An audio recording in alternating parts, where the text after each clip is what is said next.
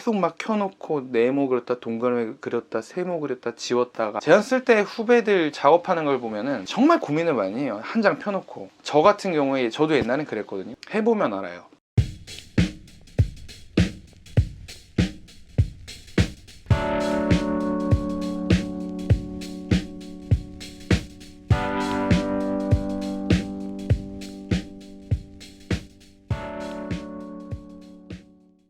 정신 차려보니 맛있을?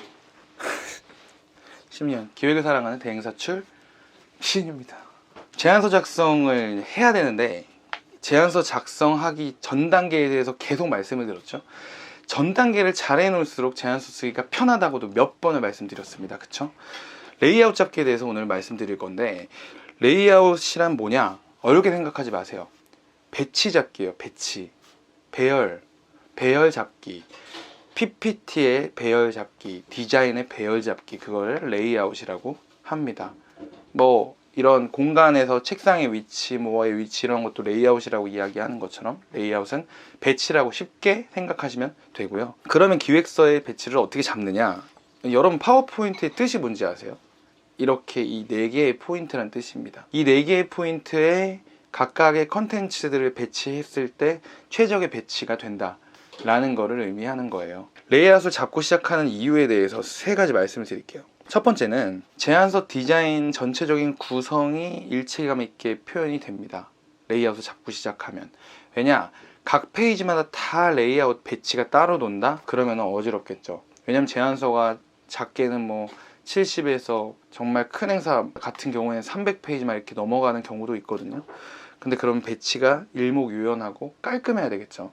그래서 잡고 시작하는 게 좋고, 두 번째는 작성이 편합니다. 해보면 알아요. 배열을 잡고 여기에는 뭐 리드, 여기에는 제목, 여기에는 이미지나 픽토그램이나 이걸 표현해 줄 수 있는 그림들, 이 밑에는 개요랑 뭐 설명 내용, 이거를 잡고 시작하는 거거든요.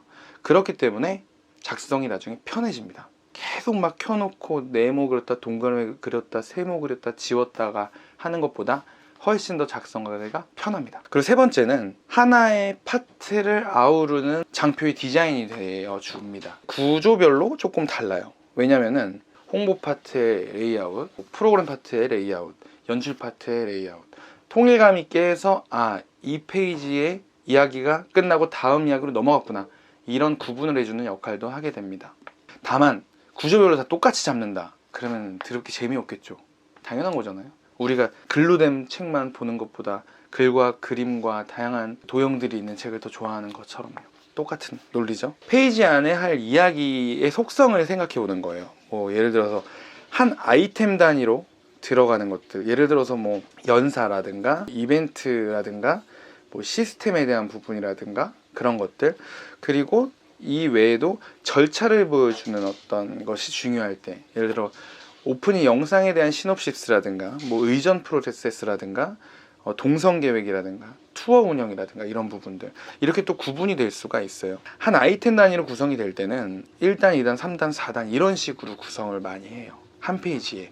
그래서 이거는 정말 중요하게 이야기해야겠다, 이런 거를 한 페이지에 담고요. 이런 식으로. 그리고 2단, 요거는 2개의 비교를 하거나 1안, 2안이다 아니면 2가지다라는 걸 보여줄 때 2단, 그리고 3단, 3가지를 보여줄 때 4단, 4가지를 보여줄 때입니다. 당연히 딱 보면은 페이지를 봤을 때 1단짜리가 더 중요하게끔 느껴지겠죠. 거기에 한 이야기밖에 안 담겼으니까. 중요도 순으로 2단, 3단의 순서를 갖고 가거나 아니면은 하나로 묶어서 이야기해 줄 때 2단, 3단으로 가져가거나 하는 게 보통입니다. 다음으로 프로세스 단위로 만약에 간다 라고 하면은 보통 이렇게 이야기 흐름이 갈 때 이렇게 왼쪽에서 오른쪽으로 흐르죠. 우리 시선처럼, 장표를 볼 때 시선처럼. 그래서 왼쪽에서 오른쪽으로 단계별로 표시해주는 횡배열을 고려했을 때 보통 이제 위아래 2단 구성으로 작성을 하게 됩니다. 이런 식으로. 아니면 위에를 상단을 또 나누고 밑에를 일자 배열을 한다든가 이런 식으로 구성이 됩니다. 이게 정답은 아니지만 정말 많은 베리에이션을 할 수가 있습니다. 조금 더 세련되게 워싱도 가능하고요. 당연히 제안 쓸 때 후배들 작업하는 걸 보면은 정말 고민을 많이 해요. 한 장 펴놓고. 근데 저 같은 경우에 저도 옛날엔 그랬거든요. 근데 일단 이런 식으로 해서 완성을 싹 시켜놓습니다. 레이아웃이나 예쁘게 꾸밀 고민보다. 그 다음에 한번 쭉 보면 생각을 하는 거예요. 어떤 페이지가 중요하지? 어떤 페이지를 좀 더 예뻤으면 좋겠지? 이런 생각을 하면서 그 페이지를 예쁘게 다시 한번 바꿔주는 작업을 합니다. 전략 부분에 대한 부분은 레이아웃을 잡고 시작하지 않는 게 저는 좋다고 생각을 합니다. 왜냐하면 정돈된 어떤 그런 느낌보다 스토리의 흐름이 중요하고 딱 봤을 때 이야기의 흐름에 따라갈 수 있고 재밌고 확 튀기도 하면서 잡아주기도 하는 그런 몰입감 같은 게 더 중요하기 때문이거든요. 이제 강의 자료 같은 것들 그거는 그냥 뭐 공부하는 자료니까 이런 거 많이 봤을 거예요. 근데 기획서는 설득의 도구입니다. 요즘은 다 예쁘게 만들거든요. 기획서 쓴다면 워싱하는 업체까지 있다고 말씀드렸었죠. 정말 예쁘게 나와요.